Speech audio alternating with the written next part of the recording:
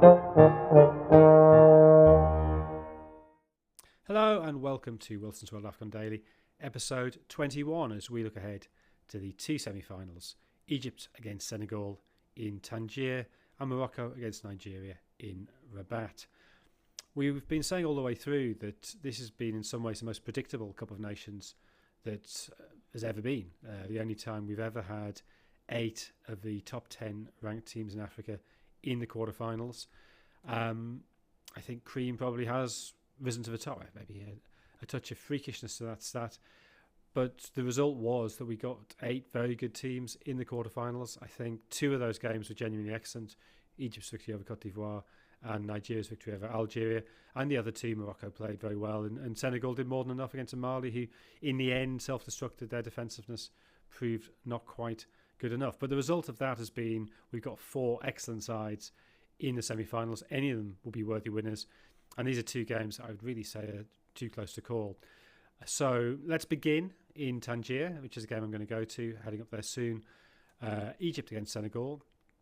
Obviously, the framing of that for most people will be Mohamed Salah against Sadio Mane.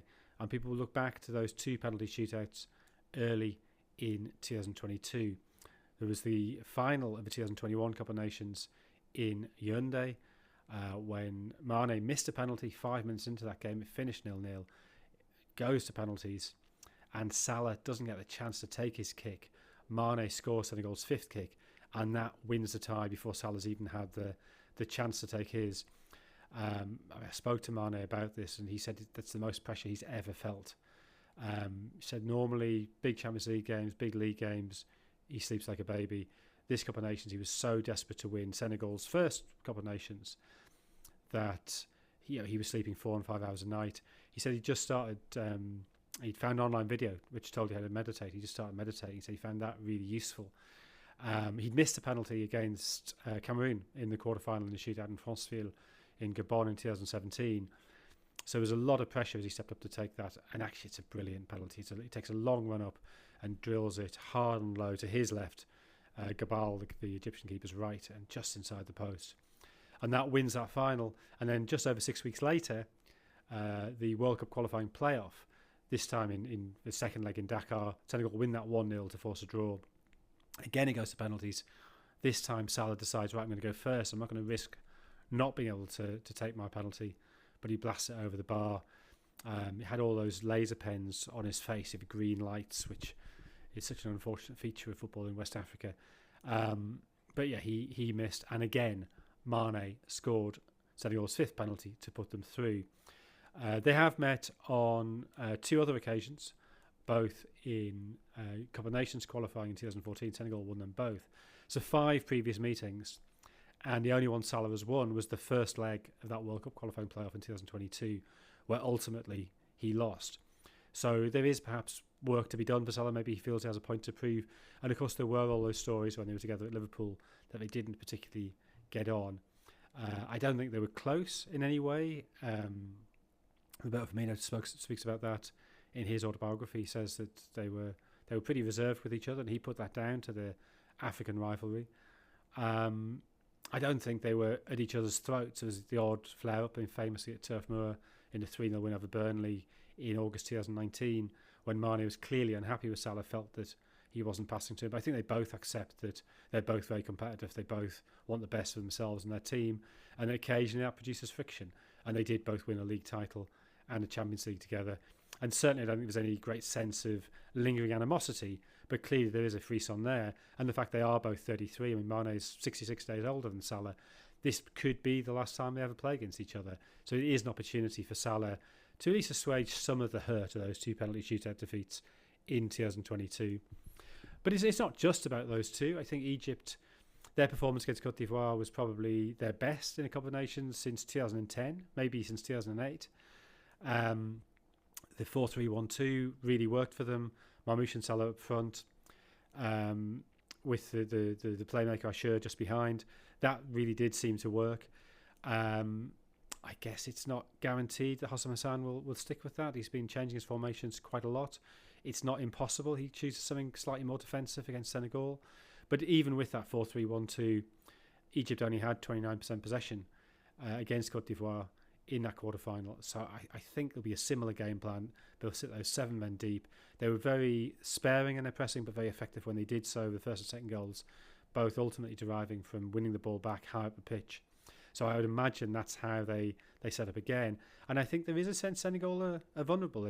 They've certainly been the best sub-Saharan African team for quite a while now. But it's almost a sense that their wealth of options, particularly in midfield, makes things overly complicated. And I don't think that midfield of Idrissa Gueye, Pape Gueye and Habib Diarra, I don't think the balance is quite right there, that they've looked a little bit flat the last 2 games. It was good enough to beat Sudan. It was good enough to beat a 10-man Mali. Is it good enough to beat a really solid defensive Egypt who are good on the break? Well, we'll find out. And they've been very reliant on Iliman Ndiaye for creativity. But that's in the front line that's been chopped and changed quite a lot. Again, they have so many options. I think there's almost a sense of, well, if it doesn't work this time, we'll do this, we'll change this, we'll change that. And there hasn't been the chance to develop a sort of coherence that you'd like. So that game, I think, will be really tight. And I think Nigeria against Morocco, the other semi-final one in Rabat, that will also be very tight. The narrative of this tournament has been of Morocco slowly gaining confidence. I think we've seen the pressure they're under. And I'm not saying that's untrue. I think it is true. But part of Morocco's development is not just confidence. It's also about Achraf Hakimi, who is, I'd say by some margin, their best player, gaining fitness. So he came into this tournament with an injury and he's slowly fought his way back. His link up on that right side with Brahim Diaz, who scored 5 goals so far, has been absolutely key. But defensively, they're very solid. They've only lost 4 times in 47 games under Walid Regragui. And I think they probably will end up playing largely without the ball, because Nigeria have been by some way the best attacking side so far. They've scored 14 goals in their 5 games. Victor Osimhen has had a brilliant tournament, scored 4 goals, but his link up with Ademola Lookman has been exceptional. Akol Adams seems a really useful foil there, doing rather better than Victor Boniface did in a similar role. That Adams' physicality is willing to make those runs. That link of those 3 is working really well. And I think tying all that together is the passing of Alex Iwobi deeper in midfield. He was heavily criticised 2 years ago in Cote d'Ivoire, where he's asked to play a slightly more defensive role than he is now in a much more defensive side. But we've really seen his quality in this tournament. His through ball for the second goal against Algeria, you've probably seen clips of it on social media, but an absolutely superb pass. And he's having a great tournament and finally getting the plaudits he probably deserves. The slight problem they've got is that I think defensively they haven't been solid. They didn't keep a clean sheet in the group stage. There's been a lot of pressure on Wilfred Ndidi at the back of that midfield diamond, and he's not going to be available. He was limping as he went off, and then got booked for the time it took him to get off, which means he's now suspended. Now you'd assume that Raphael Onyedika of Club Brugge will come in. He's very highly rated, but he doesn't have the experience of Ndidi, and I think that then placed a lot of pressure on Frank Onyeka, who's sort of been the unsung hero of that midfield. I think he's done a lot of work to balance things out, that when Iwobi drifts looking for space, he fills the gaps. That's worked very well. But he's now the senior man at the back of that midfield, and he's really got to step up. So 2 really fascinating games. As I say, I think both are too close to call. I got pretty much all my predictions for the quarterfinals wrong, because I'm not going to bother making any this time. But do enjoy those matches on Wednesday, and I'll be back after them to look back at those before we look ahead to the final on Sunday. Thanks for listening. I'll see you next time.